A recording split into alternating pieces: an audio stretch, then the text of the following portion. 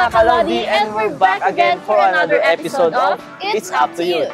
This is your host, Lodi Diggs, and ang inyong sporty bestie, Christine, para sa panibagong episode ng It's Up to You. Dito lamang yan sa Isa TV, your only island TV channel.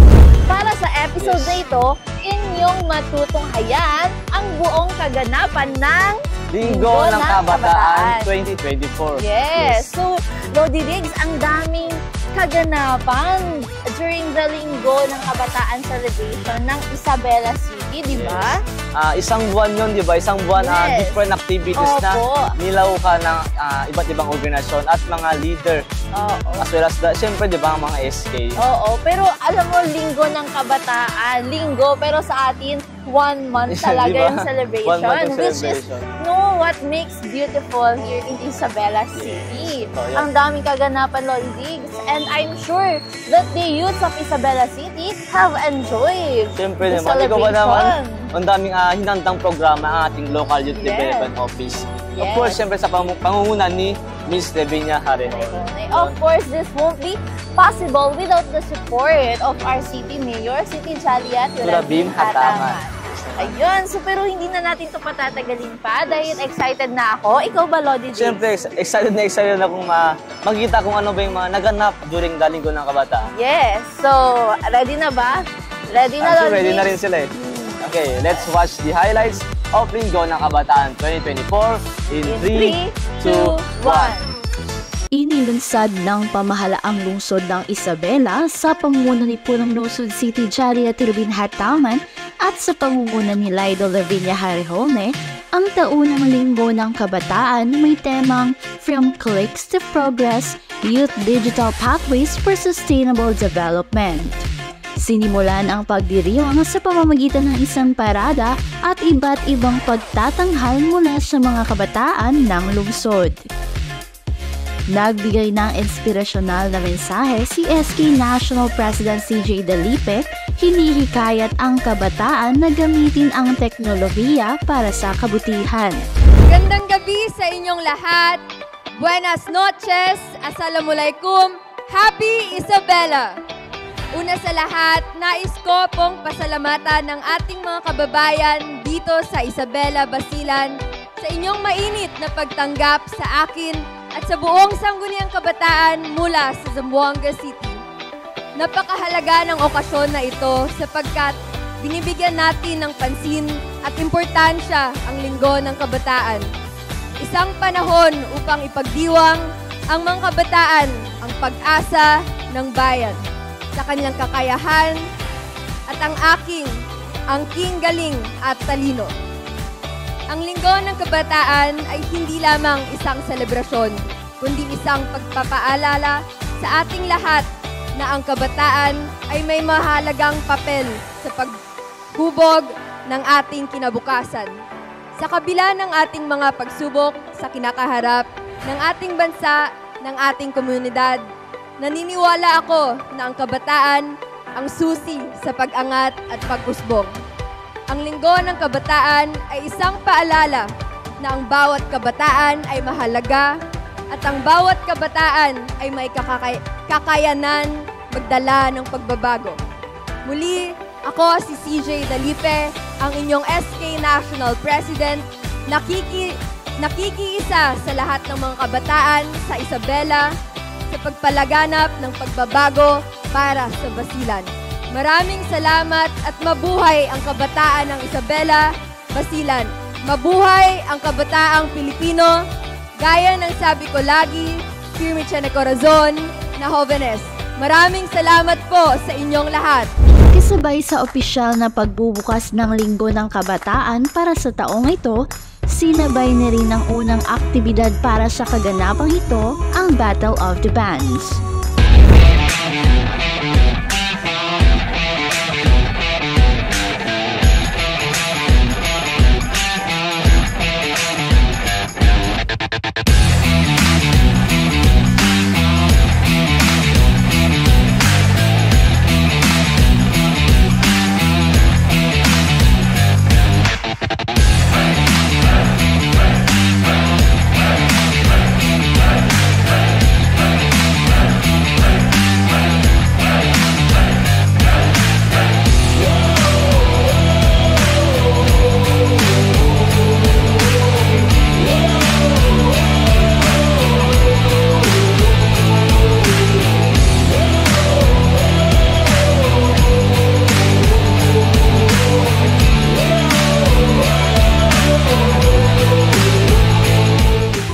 Battle of the Bands ay nag-iwan ng isang makulay at di malilimutang alaala para sa lahat ng dumalo. Sa kabila ng matinding labanan sa entablado, ang bawat banda ay nagpakitang gilas at nagpatunay na ang kabataan ng lungsod ay may malalim na talento at pagmamahal sa musika. Sa pagpapatuloy ng Linggo ng Kabataan 2024, sinimula ng Happy Isabela Youth Summit 4.0 Trail Challenge noong ika-2 ng Agosto sa kampo ng 4th Special Forces Battalion. Pinangunahan ni Bokal Ahmed Ibn Chalib Hataman ang session na Basil 5 years from now na nagbigay diin sa kahalagahan ng summit sa paghubog ng mga susunod na leader. Ipinakilala rin ng tanggapan ng pamamahala sa populasyon at kaunlaran ang Gardenator Project at nagbahagi ng kaalaman tungkol sa teenage pregnancy. Sumabak ang mga kalahok sa Trail Challenge at natuto ng mga kasanayang pangkalikasan habang itinataguyod ang mga aral ng pagsusumikap, katatagan at pangangalaga sa kalikasan.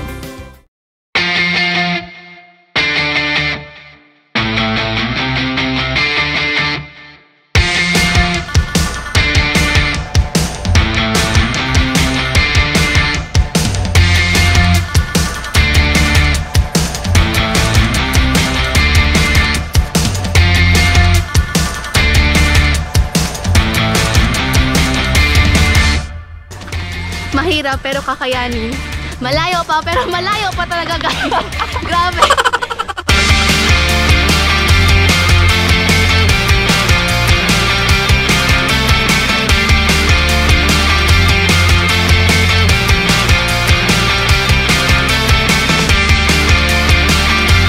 Kaya pa ba? Syempre kakayanin yon. Simula pa lamang ito ng mga challenges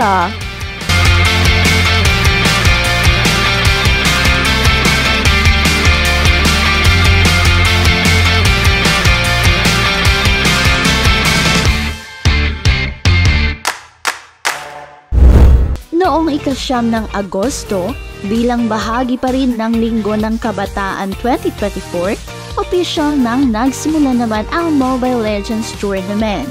Nilahukan ito ng mga different teams sa lungsod ng Isabela. Mahigit na 100 kabataang Isabeleños ang lumahok sa coffee growing activity noong ika-12 ng Agosto na isinagawa ng City Government of Isabela at Isabela City Local Youth Development Office kasamang SK Federation. Masasabi ko lang as a youth is always engage in activity na makaka-boost ng ating economy and at the same time gumagawa din tayo ng parang sustainable development, hindi lang para sa ating mga tao pero para din sa mga sumusunod na generations. So, yun. As a youth, tayo yung may power or may lakas para gawin yung mga activities na katulad nito. So, i-invite ko yung mga youth din na mag-join ng mga activities tulad dito kasi napakalaking tulong nito sa ating kapaligiran and also yung benefits nito is sa atin din.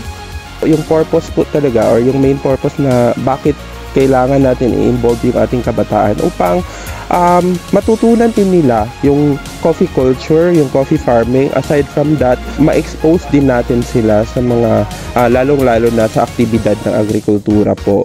At saka isa po itong magandang activity para po mas latag natin yung ating advokasya, yung pagpapalaganap na meron pong kape, buhay pa po ang kape ng Basilan. Bilang bahagi pa rin ng pagdiriwang ng Linggo ng Kabataan ngayong taon, layunin ng aktibidad na ito na hikayatin ang kabataan na mas maging malapit sa kalikasan at paunlarin ang Isabela de Basilan bilang sentro ng industriya ng kape. Sa pagtutulungan ng lokal na pamahalaan, mga volunteers at kabataan, binibigyang buhay muli ang kasaysayan ng lugar bilang ideal na taniman ng kape at pinapalakas ang sektor para sa hinaharap ng mga susunod na henerasyon. Opisyal nang nagsimula ang Happy Isabela Youth Basketball Tournament noong ika-14 ng Agosto bilang bahagi ng pagdiriwang ng Linggo ng Kabataan 2024. Inorganisa ito ng pamahalaang lungsod ng Isabela sa pamamagitan ng Local Youth Development Office at ng Federasyon ng Sangguniang Kabataan. Ang paligsahan na binubuo ng 81 na laro at tatakbo mula sa 15 hanggang 20 na araw ngayong Agosto ay isinasagawa sa 2 barangay. Noong ika-31 ng Agosto, nagharap na ang mga Team Menzi at Team Nanote kung saan ang Nanote ang nanalo para sa basketball tournament ng taong ito. Suportado ni Bokal Ahmed Ibn Jalib Hataman, Konsehal Jerome Casas at Konsehal Yusuf Abubakar, layunin ng torneo na palakasin ang pagkakaisa at pakikipagkaibigan ng mga kabataan at bigyan sila ng pagkakataong ipakita ang kanilang galing sa basketball. Bilang bahagi ng pagdiriwang ng Linggo ng Kabataan, nagsagawa ang Local Youth Development Office at Federasyon ng Sangguniang Kabataan ng kompetisyong Battle of the Brains noong August 20. Ang tagisan ng Talido ay nakatuon sa mga paksa tulad ng kasaysayan ng lungsod ng Isabela, Sustainable Development Goals, Isabela City Youth Code, mga karapatan ng kabataan, Republic Act 8044 at Republic Act 10742. Ang programa ay naglalayong itaguyod ang kritikal na pag-iisip at akademikong kahusayan habang pinapalalim ang pagmamalaki sa lokal na pamana at pag-unawa sa mga isyu ng kabataan.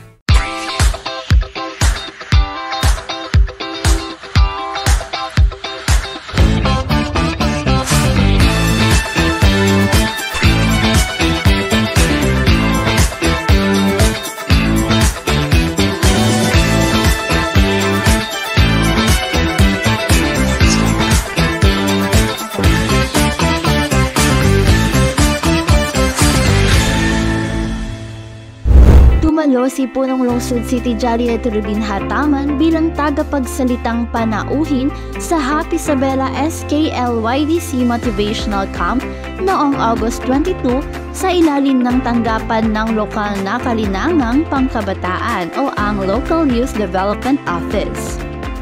Ibinahagi ni Punong Lungsod Rubin Hataman ang mga estratehiya para sa epektibong pakikipagtulungan at ang halaga ng maayos na komunikasyon upang maiwasan ang hidwaan. Ako kasi from the start, consultative ang aking approach. Kasi naniniwala ako na much as meron akong mga plano para sa inyo, mas dapat manggaling sa inyo yun. And gusto ko sana ma-develop yung skill ninyo in planning. Mabilis na sa inyo maka-identify ng problem at maka-identify ng solution. Because you've been there. So ako yun, even as SK or as, youth organizations, you really do volunteer work. Kasi even pag nag-apply kayo, makakatulong yun. Kasi paano kung lahat kayo college graduate nag-apply? What is your edge? But if you are able to write there, you are a college graduate and you also have these experiences, mas mabigat yun. Diba? Mas may mas may edge ka kesa doon sa iba. So habang naghahanap ng trabaho at wala pang mahanap, I really suggest do volunteer work, find your advocacy, find what is closest to your heart. Layunin ng camp na magbigay inspirasyon at kaalaman sa mga kabataan ng lungsod, partikular sa LYDC at mga tagapangulo ng Sangguniang Kabataan upang mapabuti ang kanilang mga tungkulin at proyekto. Nagbigay din ng mensahe si Basilan Board Member Ahmed Ibn Jalib Hataman tungkol sa kahalagahan ng nagkakaisang pananaw at pakikipagtulungan sa mga proyekto ng kabataan.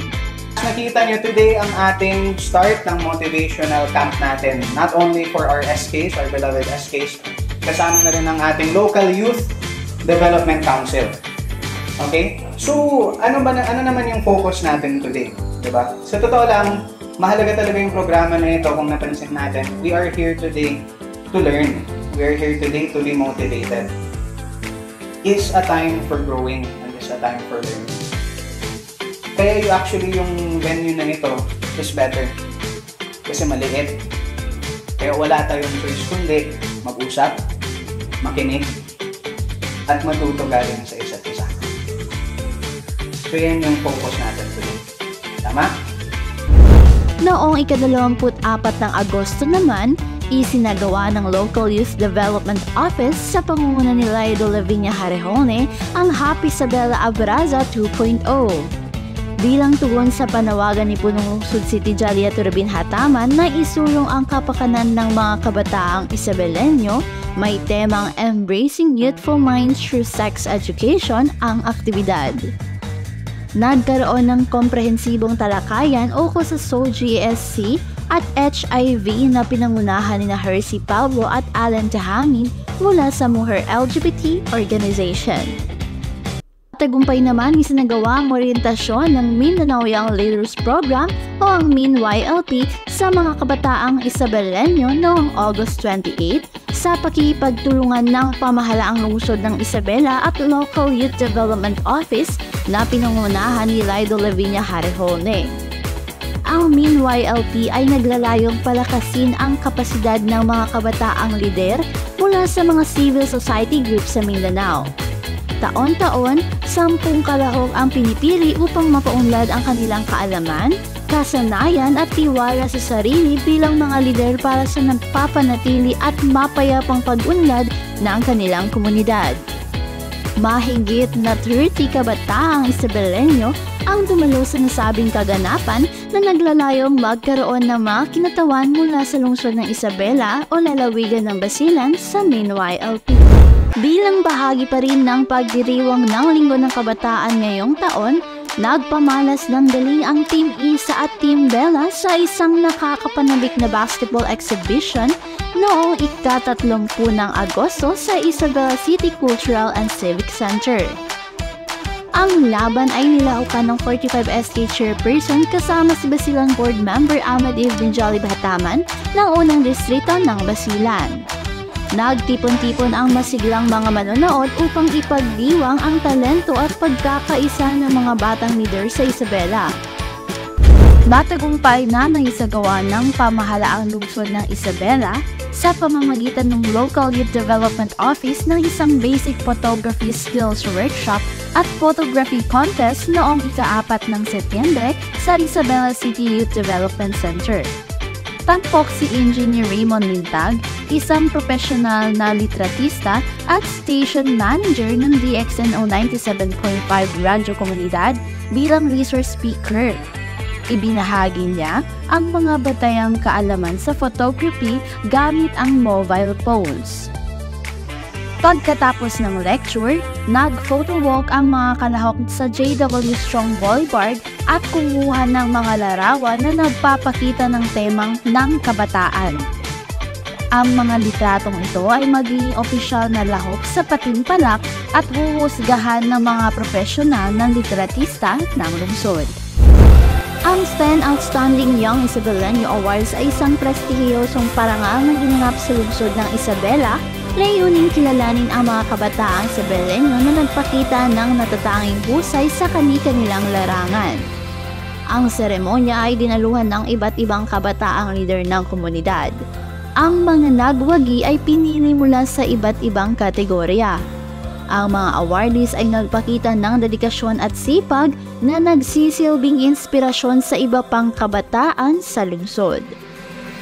Ang parangal na ito ay naglalayong hikayatin ang kabataan na patuloy na mag-ambag sa pagunlad ng kanilang komunidad at sa buong bansa.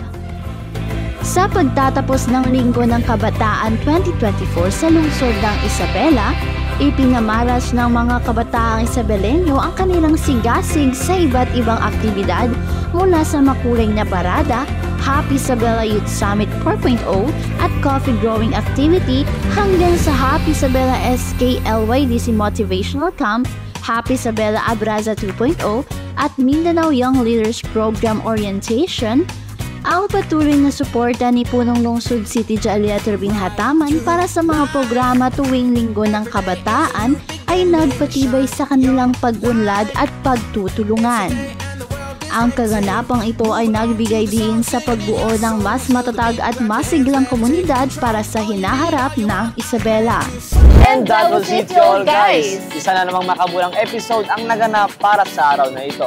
Sana'y nag-enjoy kayo at may natutunan para sa episode na ito. Again, this is your host, Lodi Diggs, and at ang inyong sporty bestie, Christine. At abangan nyo kami sa susunod na episode ng It's Up to Youth. It's up to you. It's Up to Youth. It's Up to Youth. It's Up to Youth. It's Up to Youth. It's Up to Youth.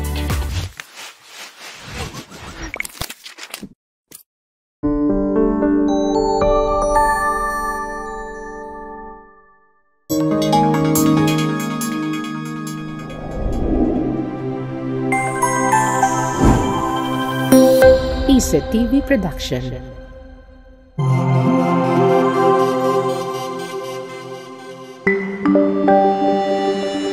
Your only island TV channel.